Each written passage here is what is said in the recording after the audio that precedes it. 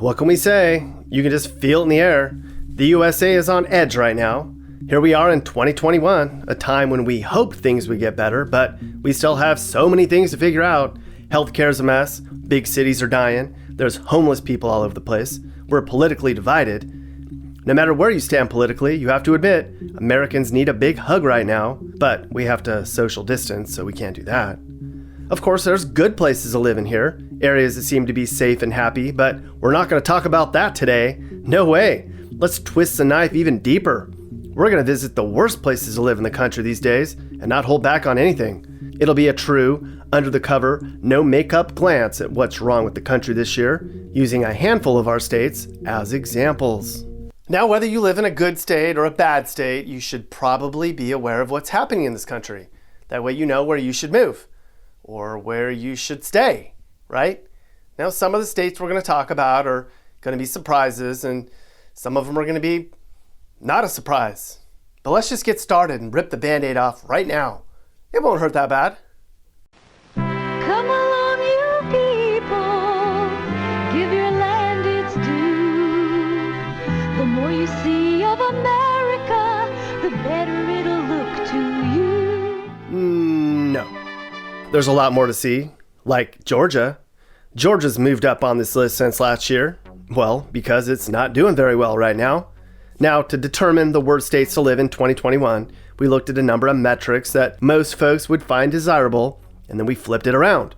So the places on this list are going to be those with a lot of crime, low-performing schools, large pockets of poverty, and unhealthy residents, among other things. Georgia ranks 5th lowest in health and safety, for example. That includes access to health care and the overall health of its populace. Crime-wise, Georgia as a whole is far above average, and the main reason's Atlanta. As the saying goes, Georgia is Atlanta and the rest of the state. 60% of the state's 10 million residents live in the Atlanta metro area. Shootings and murders in Atlanta rival places like Philadelphia. Atlanta is also in the top 25 for murders in this country, and it's 3 times higher than the national average for overall crime here. Car thefts are also a huge problem here. And Atlanta traffic is among the worst in the world, if you can believe that. Georgia as a whole ranks 5th worst in children's access to healthcare, 8th lowest in socioeconomics, and 7th lowest in education.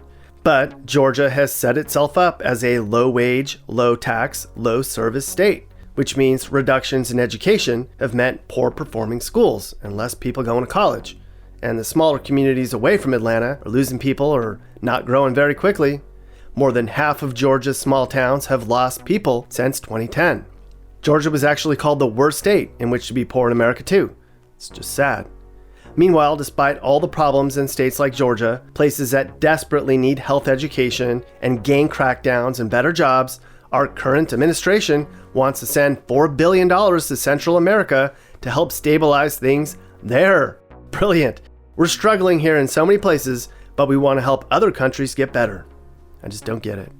But we should balance the bad with the good. Let's look in the closet and see what's good about Georgia. Ooh, Georgia has some cool things in its closet. Wow, so pretty. It's happy in here.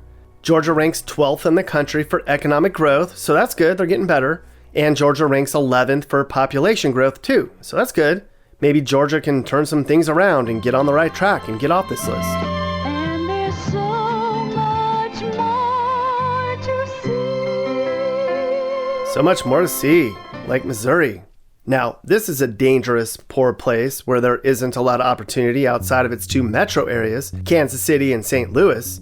But those places are rough crime-wise. St. Louis is pretty much the most dangerous place you can live when it comes to murder rates, though a lot of that's in a little pocket on the city's north side, but it's terrible. The poverty rate in Missouri is 14%, which is the 9th highest in the country. The minimum wage in Missouri is $8.60 an hour, but the living wage in Missouri for a family with 2 kids is $26 an hour. So Missouri couples working in low-wage jobs make about a third less than they need to be comfortable. Not good. Missouri's poverty has been a real head-scratcher. After all, states like West Virginia, Mississippi, Ohio, and Kentucky saw their industries collapse, resulting in spikes in poverty over the last 50 years, but Missouri saw no such industrial collapse. Many smaller communities here have never recovered from the Great Recession in 2008. That might be one reason Missouri has so many broken homes. Now, Tennessee is similar to Missouri demographically, but look how their economy's grown in comparison to Missouri. Some people say it's been a result of low taxes, education reform, and a friendly business climate in Tennessee. Maybe Missouri should mimic their neighbors of the South. What do you think? Did you hear that? I hear something knocking in the closet. Shh. Teddy bears and unicorns? Missouri has teddy bears and unicorns? No, but there's some good news here. For starters, it ranks 8th for air and water quality, so that's good. Missouri also ranks 11th for agriculture production, so we should all thank our farmers for their hard work. And people in Missouri drive trucks like this. Seriously, it's a thing now. Seems silly, but Missouri people think it's cool, so we'll let them have it. South Carolina's taken some knocks over the years, and it remains a challenged state in many ways.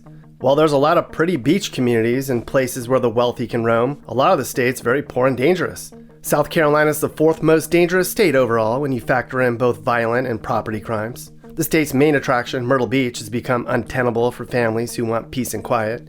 North Charleston's dealing with a crime epidemic, and Columbia, the state capital, is a place struggling with lots of poverty too. As a whole, South Carolina has the nation's 9th lowest income levels. Life expectancy here, like many other parts of the Deep South, is lower than most areas, although people do live to be about 77 here, which is not terrible. They die at 75 in West Virginia.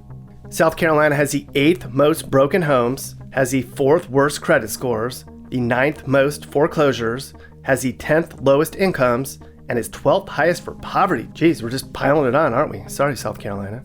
Now let's look in the Happy Magic closet and see if there's anything good in there. Mappy, what are you doing in South Carolina's closet? That's kind of weird. Hi, Nick. Did you know South Carolina is the 4th worst place in America for online dating? I did not know that. I never thought I would ever know that. Although, that might be a good thing. Maybe they just have morals down there, Mappy. Which state's the worst for online dating? Arkansas. Who's the best? New Hampshire. Okay, none of that makes sense to me. Thanks, Mappy. Not really. Not too far away is the state of Alabama. I think we're going to be here for quite a bit moving forward. Alabama gets the double 8. It's the 8th poorest and 8th highest for crime. It's also 10th highest in unemployment rates, though from what I hear, Alabama higher-ups have been working hard to attract new business, especially in the auto industry.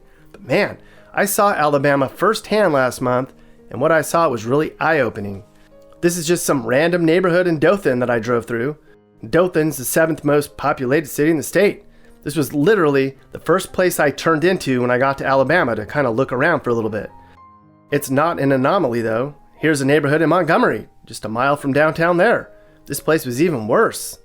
Get this, the UN visited parts of the USA a few years back, and the representative said he was shocked at what he saw in rural Alabama, saying it looked like nothing he had ever seen in a first world country. Raw sewage flowing from homes, diseases typically found in third world countries, abject poverty-stricken hoods like this. I mean, look at this. There's a sign warning crackheads to keep away. Here in the USA. Looks like something you'd see in South America somewhere. And yet, here we are, sending billions overseas to assist third world countries when parts of our country are third world. Now, we mentioned Arkansas as being the worst state in the country for online dating.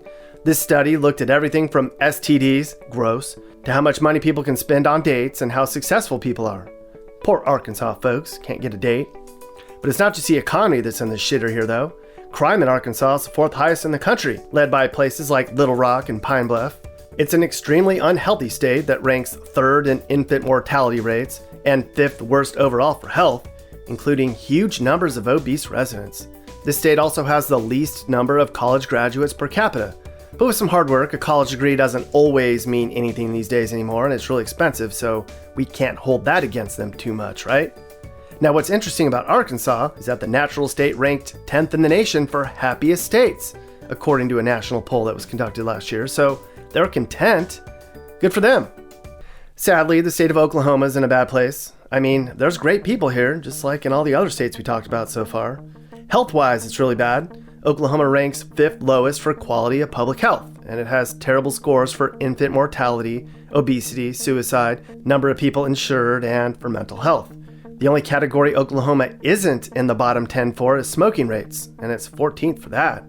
And to top it off, Oklahomans eat the least number of fruits and vegetables of anywhere else in the country. Come on guys, mix in a salad every now and then with that meat, right?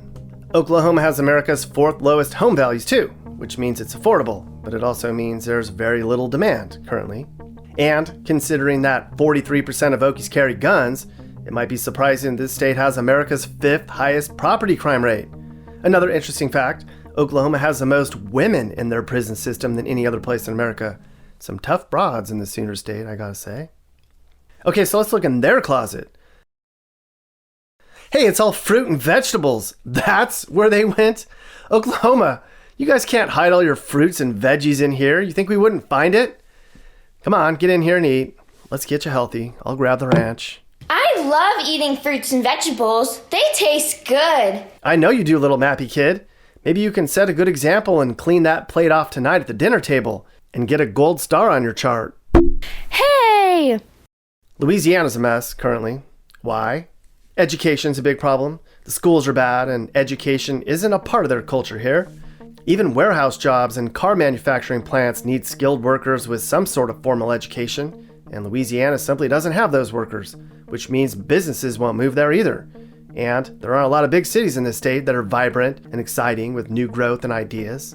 For a lot of people in Louisiana, it's a sense of fatalism. It is what it is, they say. All we can do is pray. Not much we can do. There's little sense of urgency in this state. The oil industry isn't going to keep you guys afloat forever.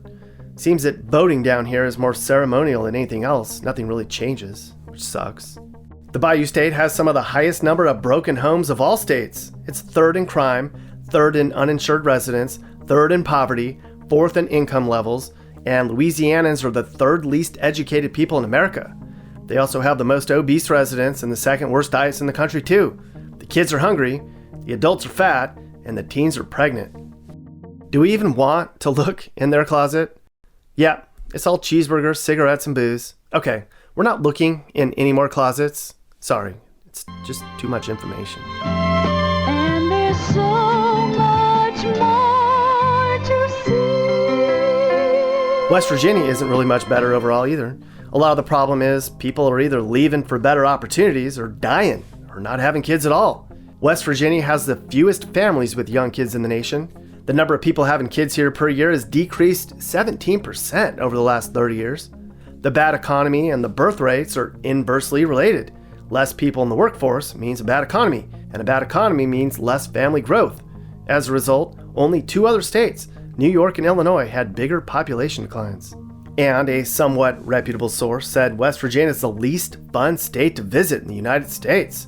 The study took into account factors like weather, number of gyms, number of yearly events, and how many kid-friendly locations there are, and how many beaches they have. But that's not fair. They don't have any beaches. It's not their fault.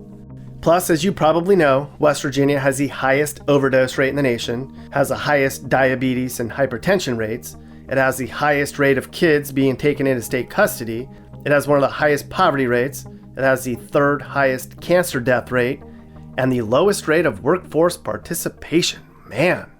Okay, so we said we weren't looking in any more closets. Let's look in their medicine cabinet. Shh. West Virginia, come on, really? Well, we have 2 states left. Mississippi continues to struggle in so many ways. The Magnolia State's ranked at the absolute bottom for the highest rate of infant mortality. They have the highest percentage of family poverty, and they rank lowest in health and safety indexes. This really pretty state ranks as the worst, or close to it, in 4 other categories, including college graduates, income levels, home prices, and jobs. The education system in Mississippi is pretty lousy. Did you know that 32% of the population in Mississippi can't spell their state's name? 1 in 3 people in Mississippi can't spell Mississippi.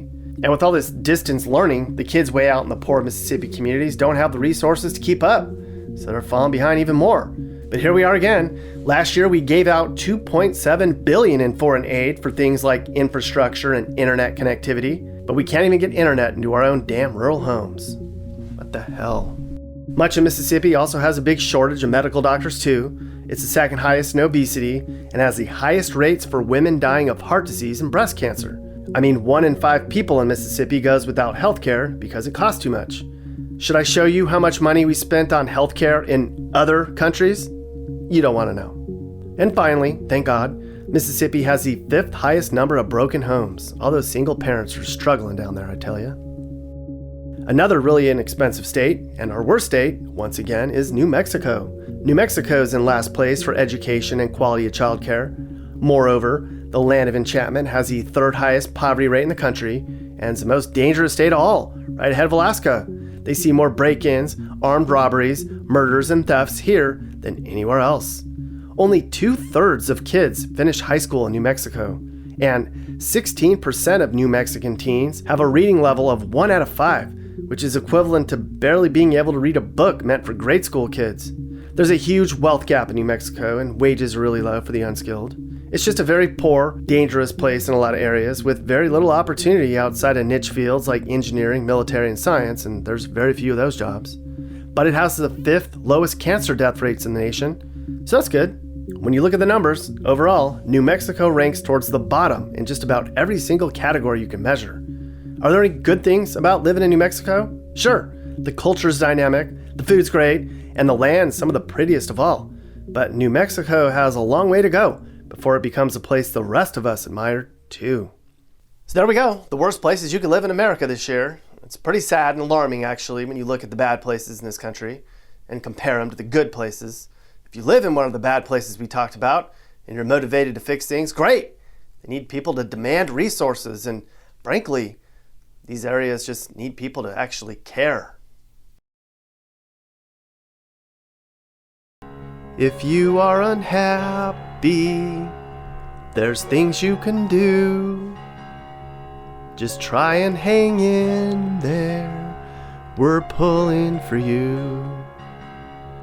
It might seem so unfair, the way things might seem, but plenty of us care.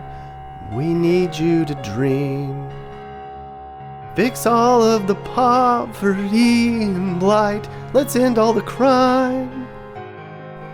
There's no reason why we're all so sad. We have enough time. Fix all of the poverty and blight. Let's end all the crime. There's no reason why we're all so sad. We have enough time. All right. Hey guys, if you learned something new about America or what it's like to live in America, great! You should think about subscribing and turning on your notifications. You can also click one of these videos or playlists for more. You can also now buy my songs on iTunes and other formats. Click the link in the description. Thanks for watching, and remember, while we all might have different views, we should all be nice to each other and try to make the U.S. a better place in a positive way. This is Sage, Nick's manager. This has been a Corner House Entertainment production.